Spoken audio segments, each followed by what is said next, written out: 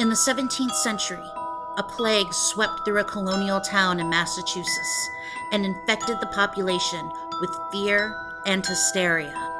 Hundreds were accused of selling their souls to Satan, and both the church and secular authorities participated in obscene torture and murder to rid their town of some of the most evil monsters in history: witches. This is the history behind the crime. Hello, all my fellow ghouls and goblins. Welcome back to the History Behind the Crime. I'm your host, Erin, here to present another creepy tale of crime and history.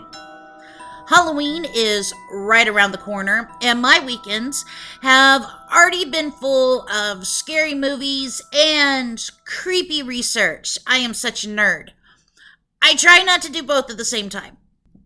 I think it's interesting that I can watch a horror movie and go to sleep and I'm just fine. But when I've been researching demons for a few hours, everything goes to shit. When I turn off the lights, suddenly that crumpled blanket in the recliner in my room is a dead man or a demon. So either I have an overactive imagination or I need to talk to my therapist about some meds. Or maybe there really is something there. Okay, anyways, creepy. Haven't even started the episode and I'm already getting myself creeped out. Anywho, this week I wanted to tell you about a really old crime that involves the murder of 19 people in a not so small, sleepy town in the colony of Salem in Massachusetts in 1692.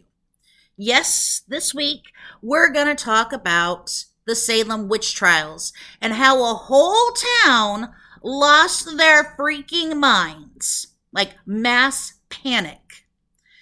In preparation for the podcast, I pulled out an old college paper I wrote about the subject.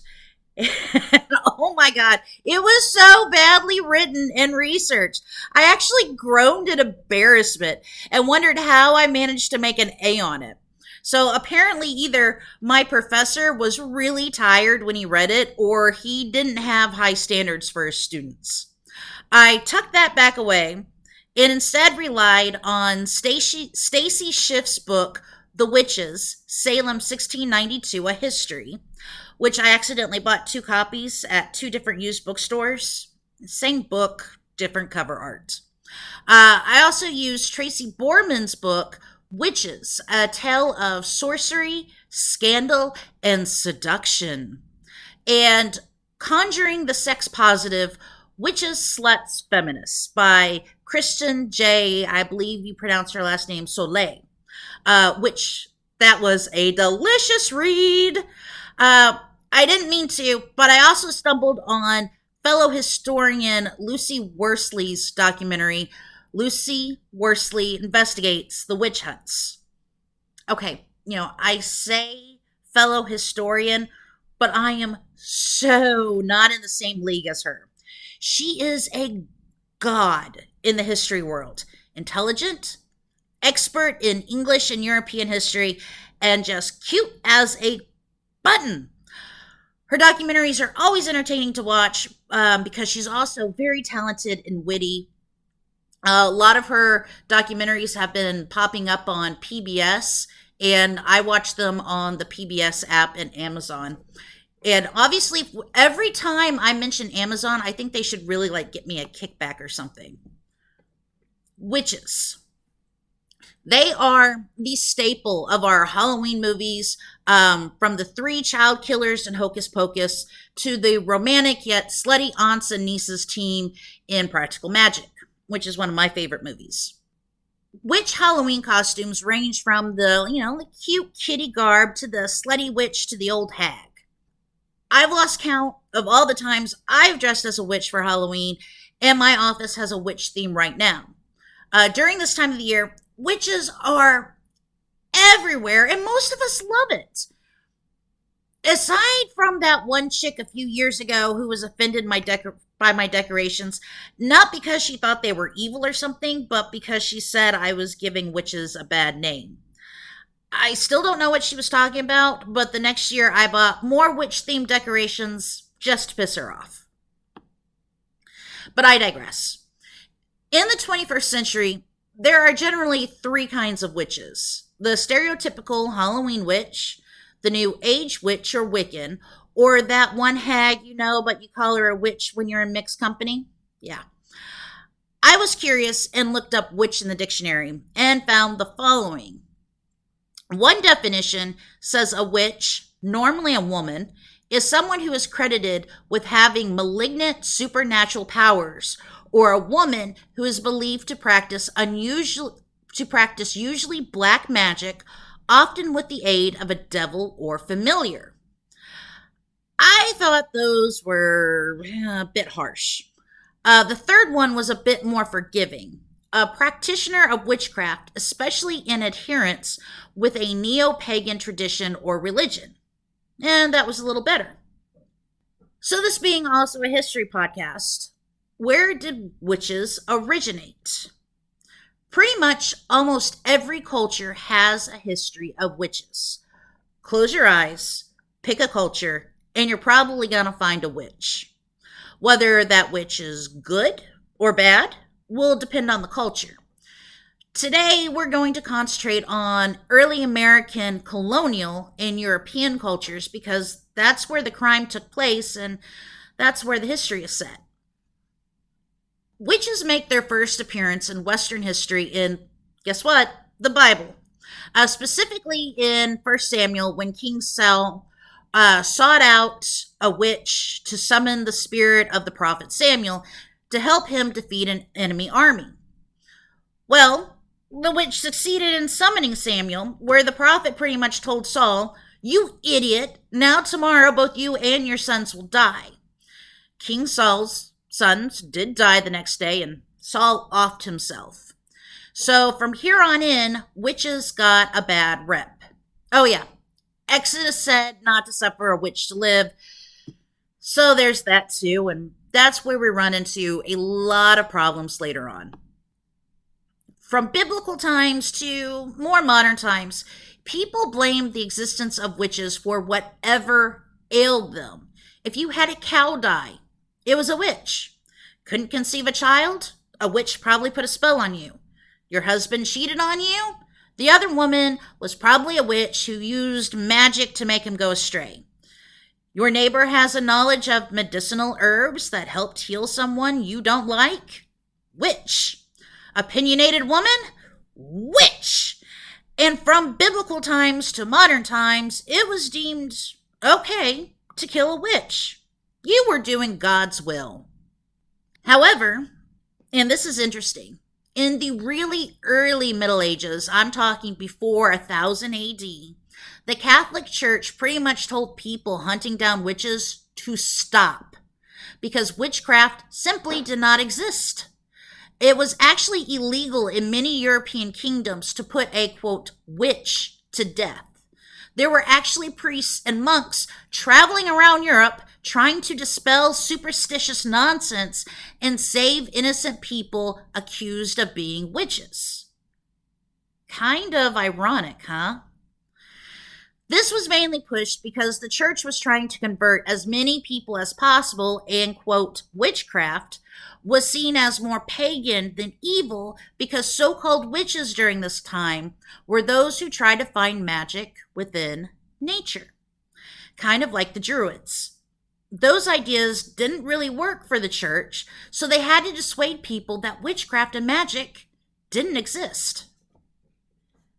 Now, later on in the Middle Ages, between 1000 to 1500 AD, some witches were put to death, but not because they were found guilty of witchcraft, but because they were found guilty of heresy, which was a huge capital crime back in the day. It was more serious than so-called witchcraft. The most famous case of this would have been Joan of Arc. Yeah, she was tried for heresy and accused of being witched by the English. Joan was found guilty of heresy. because she said that she communicated with God and, gasp, wore men's clothing, and she was burned at the stake. Here's the thing, she was executed for heresy, not for witchcraft. Of course, the entire thing was politically motivated, and no one really believed she was a witch. Oddly enough, if Joan had been a man captured by the English, he just would have had his head chopped off. But the English had to put on a good show because Joan was a woman, and chopping off a woman's head at that time, it was just in poor taste. Unless, of course, you were Anne Boleyn, then you were screwed either way. For most of the Middle Ages, witch hunts and executions were pretty much frowned upon until a sexually repressed priest ruined it and wrote a book that condemned tens of thousands of people to death. Malleus Maleficarum, also known as the Hammer of the Witches. This brilliant piece of shit is where we get all the stereotypical ideas of what a witch is, how to identify a witch, and how to kill a witch. It's one of the most women-hating books of all time, all because some priest couldn't get laid. Okay, let me back up. In Europe during the 16th century, an interesting thing called the Reformation was going on. New Protestant religions were springing up, and the Catholic Church pretty much felt threatened by this. Suddenly, priests weren't traveling Europe trying to stop people from hunting witches. They were encouraging people to hunt down heretics and witches, so those who turned against the church could be tried and either be brought back into the fold or they could burn. Did you guys know, side note, did you guys know that the people condemned to be burnt at the stake for crimes other than heresy or witchcraft had to be strangled first? Just a little fun fact. Okay, so you have all these people turning away from Rome and turning towards some of these new fancy-dancy ideas like reading the Bible in your own language, not in Latin, and getting baptized as an adult and not as a baby. This hacked off Rome so much that priests and friars were sent out to conduct inquisitions. Yeah, it didn't just happen in Spain. And they were also tasked with finding, the lost sheep. One priest took this a little bit too far when he was personally insulted by a woman in public. This jackass, Henrik Kramer, was the premier incel.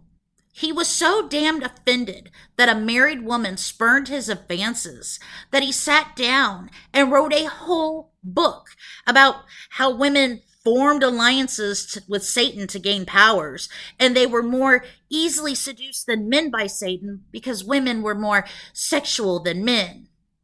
You can tell a woman is a witch because she's outspoken and intelligent and has sexual liaisons outside the marriage bed.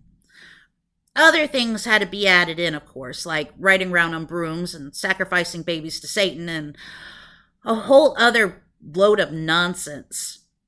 Before the 1480s, when the book was released, a person accused of witchcraft could escape death by recanting their witchy ways.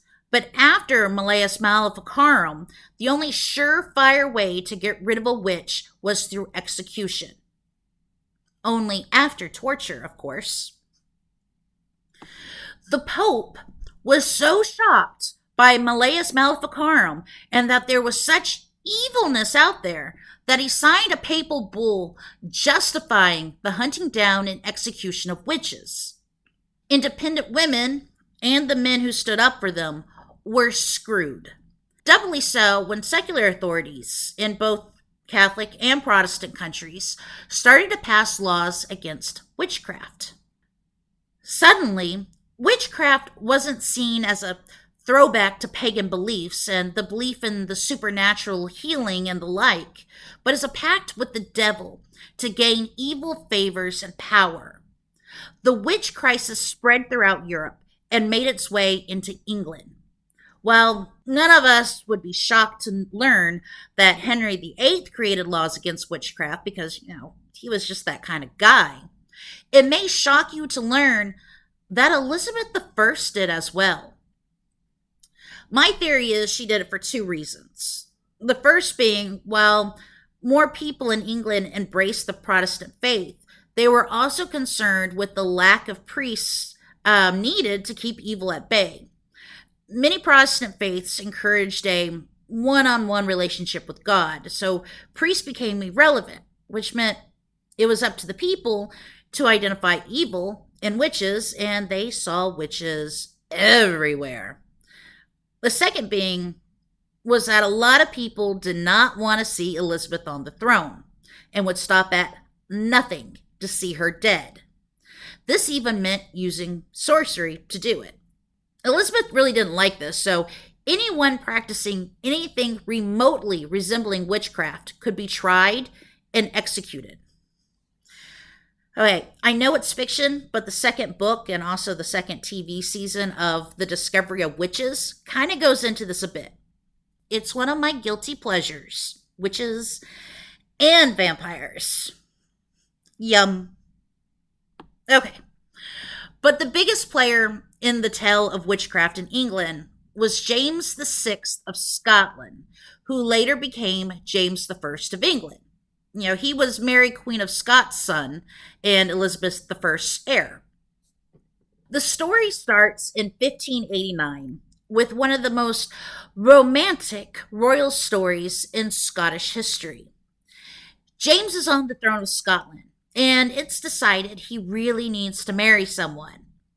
The 14-year-old Anne of Denmark is chosen, and in the fall of 1589, they're married by proxy, which was a normal practice at this time. It was a wedding ceremony where someone else would stand in for the groom, or sometimes the bride.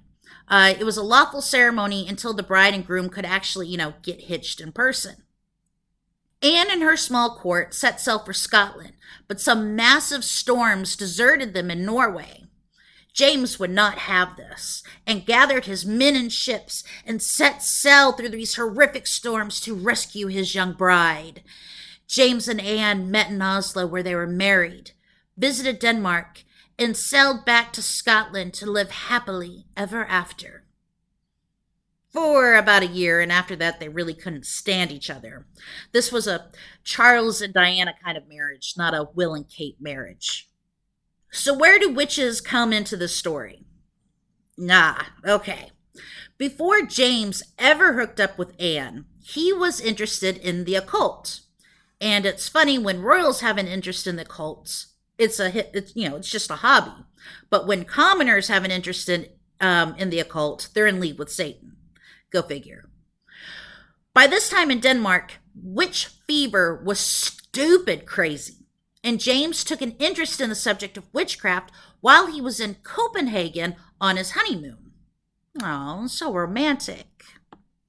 After James and Anne left, rumors started spreading throughout Copenhagen that witches were responsible for the storms that beset the royal couple. Apparently, on Halloween night, a coven got together to summon demons to take out the ships. How did this rumor start? Long story, really short. A man insulted a woman and then accused her of witchcraft. Under interrogation, most likely torture, a woman gave up the names of other women said to be witches. By the end of the, quote, investigation and the, quote, trials, 2 women were burned at the stake. This got back to James in Scotland, and he thought, well, shit, there's probably witches here too that want to do, me harm. And that's how witch fever spread across Scotland and shortly after England. It's the same old story. A woman is suspected of witchcraft. She's severely tortured and confesses that not only is she in league with the devil, but then gives up the names of other women. One of these women was named Agnes Sampson, who was highly respected in her community. Agnes denied being a witch, but confessed after severely being tortured. She admitted directly to James himself that she and other witches summoned the storms in hopes of killing King James and Queen Anne. Agnes was strangled and burnt at the stake for her so called crimes. This kicked off the North Berwick trials, where hundreds of people were implicated, including nobles. A few years later, James published a study called Demonology, which was a scholarly study on witches. This inspired others to study and hunt down witches as well.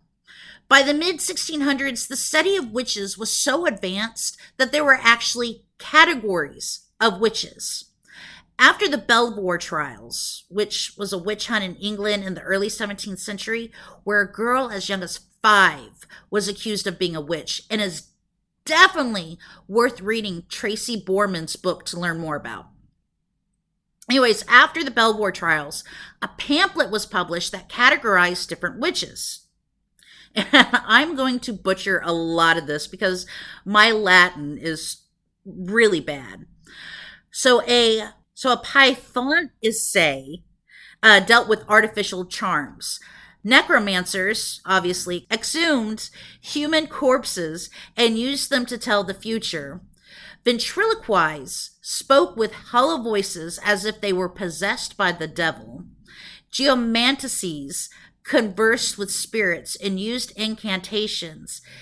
And benefices used poison to either cure or kill. So a witch was not just a witch. They all had different special powers. You can imagine with more literature coming out about witches, the more witch fever spread. And it did. Between the start of the witch hysteria starting in the 15th century and ending approximately around the middle of the 18th century, around 50,000 people in Europe, predominantly women, were murdered for being accused witches. In Scotland, the population in the 17th century was around 1 million people. More than 2,000 of them were accused of witchcraft. During this time, not only was there witch hysteria, but it was also the beginning of English colonialism. And where people went, their beliefs and superstitions went with them. And that's how we got witches in the New World. Before we get into that history, let's talk about Salem in the year of our Lord, 1692, 200 years after Columbus got lost. Salem was originally settled not by white people, but by Native Americans around 10,000 years ago. The Namkiag people made the area of Salem their home and were quite content there until they came in contact with Europeans in the early 1600s. And with that contact brought smallpox epidemics, which wiped out a large swath of the population, leaving the area pretty easy pickings for European fishermen to settle in 1626. The Massachusetts Bay Colony would later pay the Namkiag people about 20 pounds for the land, which was a total ripoff. Settlers in Salem made a living from farming, fishing, various small shops, and the ever-lucrative triangle trade. Yep. The people from Salem shipped raw materials out. Those materials were processed in England, where they were then shipped to Africa, and slaves would be sent to the New World. Salem was better at the triangle trade than Boston was. So already, Salem is not off to a great start in terms of history. First killing off the Native Americans, then importing slaves, and then, well, we'll get to that in a moment. Many of us learned from our early history classes, a vast majority of people in the Massachusetts colony were of a Protestant faith, predominantly Puritan. What is the Puritan faith, you might ask?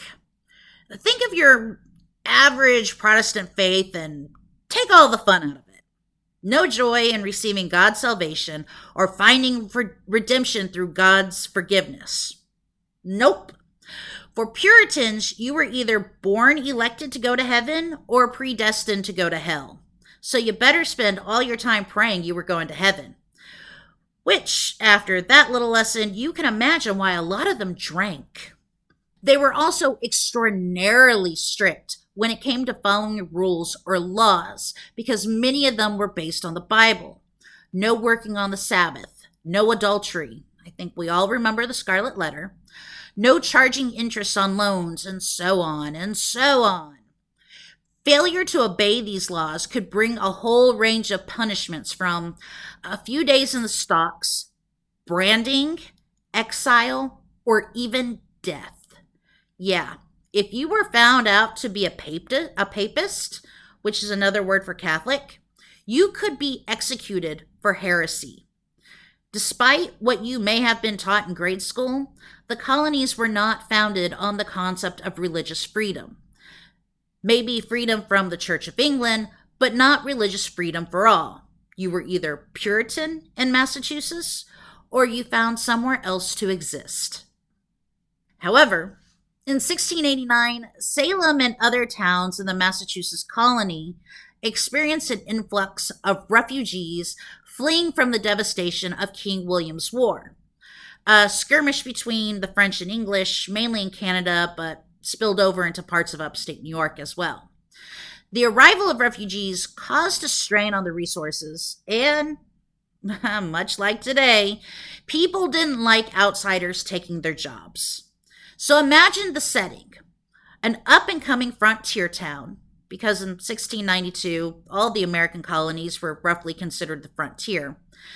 Days spent doing hard labor just to survive, constantly praying and being paranoid about whether or not you're going to heaven, and following a strict set of laws to ensure you don't incur God's wrath.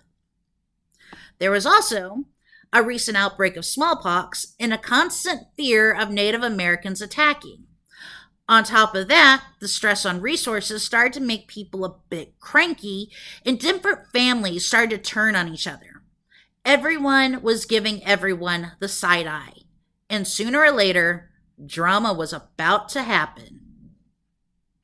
What makes things worse is that, like many people back in Europe, the Puritans were also a superstitious lot. If your crops failed, it was either God's punishment or the doing of the devil.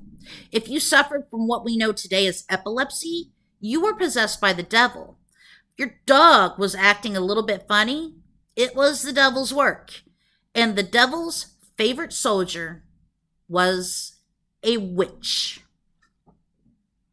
Now, the witchy events that took place in Salem were not the first witch trials in the American colonies. Connecticut took the prize a few decades before. Between 1640 and 1692, Connecticut saw 35 witch trials where 11 people were hanged for being a witch. This was also where history saw the use of witch studies and Malleus Maleficarum to identify, test, and torture witches. I'm talking drowning people in the water to see if they float, and checking the accused body for the extra nipple or the devil's mark. But we're here for Salem and the murder of 19 people. How did all this start? With 3 little girls who probably needed to be grounded for a month or sent to military school. One evening in January 1692, Reverend Samuel Parris's 9-year-old daughter Elizabeth and his 11-year-old niece Abigail Williams threw what today we would call a hissy fit or temper tantrum. They were throwing things, screaming, contorting themselves into strange positions, and talking gibberish. Rather than giving the girls a good talking to or sending them to bed without their supper, the good Reverend, which not a lot of people in town liked, called up one of the doctors, who rushed over and diagnosed the girls as being bewitched rather than being spoiled little brats. Soon after, another young girl who wanted attention, 11-year-old Ann Putman, also exhibited signs of bewitchment. All 3 girls said they felt like they were being pricked by needles, which was a common symptom of being cursed by a witch. Two town magistrates, Jonathan Corwin and John Hawthorne, pressed the girls pretty hard about who they suspected could be behind the curses. The three girls fingered Tituba, the Paris's Caribbean slave, Sarah Good, a homeless beggar, and Sarah Osborne, an elderly, impoverished woman. Three women no one really cared for and made excellent scapegoats for the girls' extreme temper tantrums. The three women were arrested in late February and were interrogated pretty harshly. Both Good and Osborne maintained their innocence, but Tituba gave up the goods, likely because, as a slave, she knew she wouldn't be granted the same rights as Good and Osborne and decided to play informant instead. She confessed that a dark figure came to her and asked her to sign his book. She said she did and saw the names of other witches hell bent on destroying the Puritans. That's when all hell broke loose. Accusations began to fly around Salem, and several people were accused of being a witch.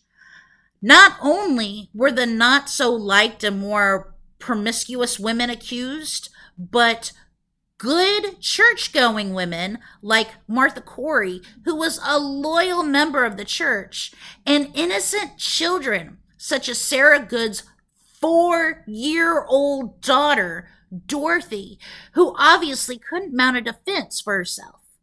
Magistrates considered her childish gibber a confession that her mother was a witch.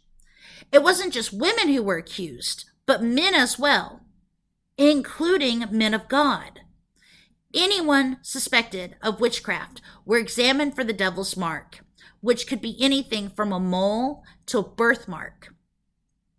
While the examination doesn't sound as extreme as, the water tests, it's still akin to sexual assault, being stripped down in a room of men, fondled and groped until evidence was found that you had the mark of the devil.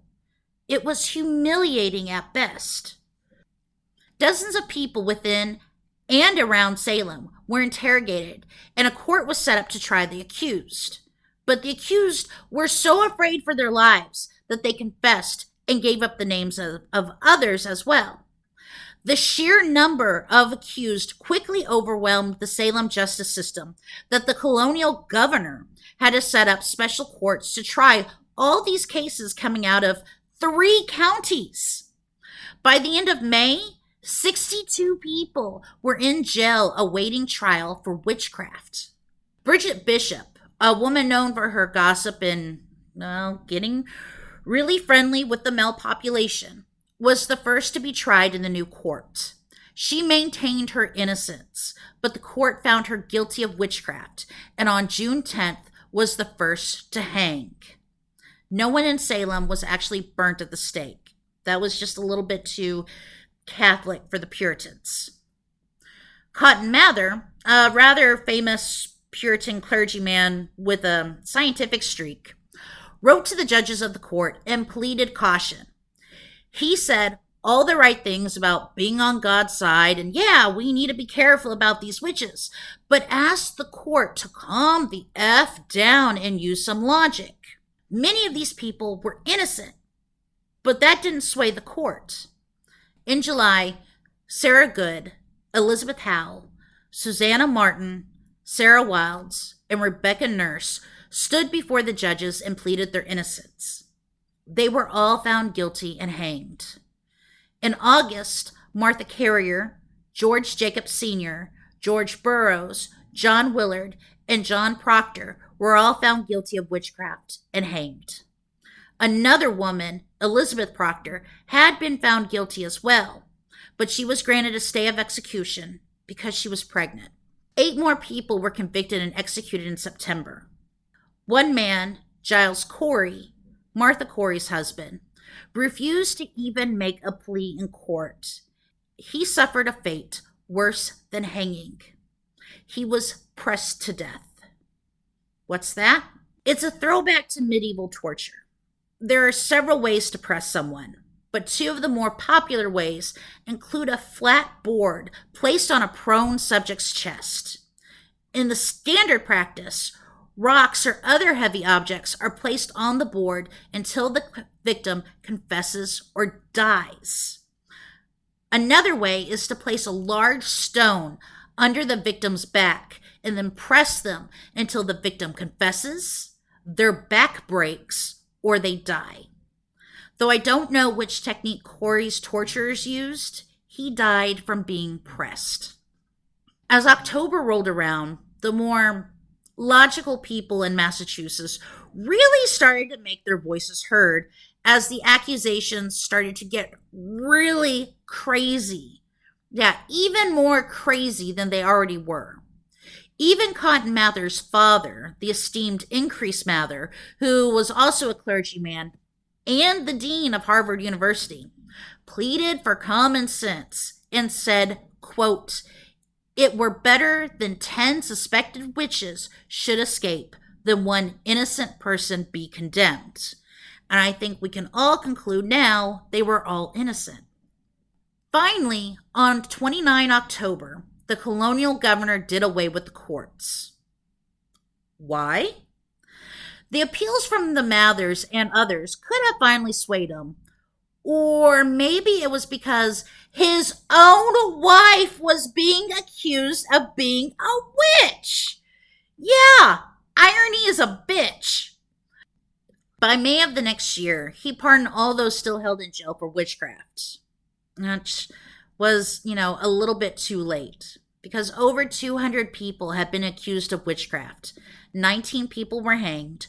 2 dogs were executed. 1 man was pressed to death. And more people died in jail waiting for their own trial. None of these victims ever really got justice. Sure, there was a colonial investigation. The trials were declared illegal. A day of fasting was declared years later so those involved could think on their sins. And the heirs of those accused got 600 pounds in restitution, which was actually a good chunk of change. But none of the judges or accusers were tried for their part in this tragedy. Witch trials would continue throughout the colonies and then the United States until 1878. 1878, when the last witch trial was considered to happen, in none other than Salem, Massachusetts. In 1957, the Commonwealth of Massachusetts apologized for the events that took place in Salem in 1692, about 50 years before the Vatican apologized for the Inquisition and witch hunts. One of the many unfortunate things about both the European witch hunts and the American colonial witch hunts is that they were very much sexist. It was mainly women who did not fit the traditional role of the religious and obedient wife, daughter, or mother who were brought up on charges of witchcraft and executed for it. Horrible devices were created to silence these women, and the legacy of Malleus Maleficarum and other witchcraft propaganda continue to try to silence outspoken women today. I take great satisfaction that more women today are speaking up and speaking out, from tearing down and trashing female stereotypes to getting loud with the Me Too movement. I really like what Kristen J. Soleil had to say in the introduction of her book, Witches, Sluts, Feminists. Like many millennial women, I see a reclamation of female power in the witch, slut, and feminist identities. Each of these contested words conjure and counter torturous history of misogyny, and each in its own way can be emblematic of women overcoming oppression. So here's to all those sexy and slutty witches prancing around this Halloween. You go get yours, girl. You go get yours. Finally, I want to give y'all some true crime updates and news. In one of the bonus episodes, I briefly told you about the murder of Kristen Smart and how Chris Lambert's podcast, Your Own Backyard, led to the arrest of Paul Flores. I am happy to announce on October 18th, A jury convicted Flores for Kristen's murder, and he will face sentencing in December. He faces 25 years to life. Let's hope that asswipe gets life. This one's really got me because it reminded me of the Grim Sleeper investigation, which was featured a few episodes ago. About a month ago, Bishop Tony Caldwell in Kansas City, Missouri, put out a video calling attention to at least 4 missing black women in the neighborhood who may have also been sex workers. Kansas City police got so many calls about the video that the police had to put out a statement saying the accusations were unfounded. There were no reports of missing women in that neighborhood. Fast forward to October 7th, when a 22-year-old black woman escaped from a Kansas City house where she said she had been held captive and repeatedly raped for approximately a month. The police, thank God, arrested the offender, 39-year-old Timothy M. Hazlitt Jr., and charged him with kidnapping, rape, and assault. Here's where it gets scarier. The victim claimed there had been other women locked away with her. Women who did not make it. As you can imagine, the black community is up in arms that the Kansas City police are not taking their claims seriously and care little for the black sex workers in these neighborhoods. Apparently, many residents in these neighborhoods have come forward with missing female family members. They had tried to make missing persons reports with the police, but they were either rebuffed for one reason or another, and the reports were never taken down. This is a developing story, and I am sure more will come out later. You can rest assured, I will be keeping my eye on this one. Finally, just wanted to know what the hell is going on in Oklahoma. On October 10th, the remains of 4 men were discovered in the river outside of Okmulgee. The men, who were all friends, had been shot and dismembered. A person of interest, Joe Kennedy, was arrested in Florida after being found in a stolen car. At this moment, we don't know what happened or why it happened. All we know is that these 4 men were gruesomely murdered. Here's the thing about Okmulgee. It's a small town with some drug and property crime, but it's not a hotbed for violent crime. I used to go camping there when I was a kid, and I've driven through there a few times since then, and I have never felt the need to lock my car door at one of the few stoplights in town. This is really, really strange for Okmulgee, and everyone wants to know why their little town made the national news.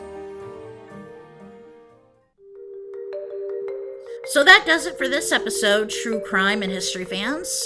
I have a special episode coming at you before Halloween, and I have had a blast researching it for you. Until then, carve your pumpkins, buy your candy, watch a little Jason, Freddy, or Michael, and do me a favor. Take care of yourselves and take care of each other. Bye.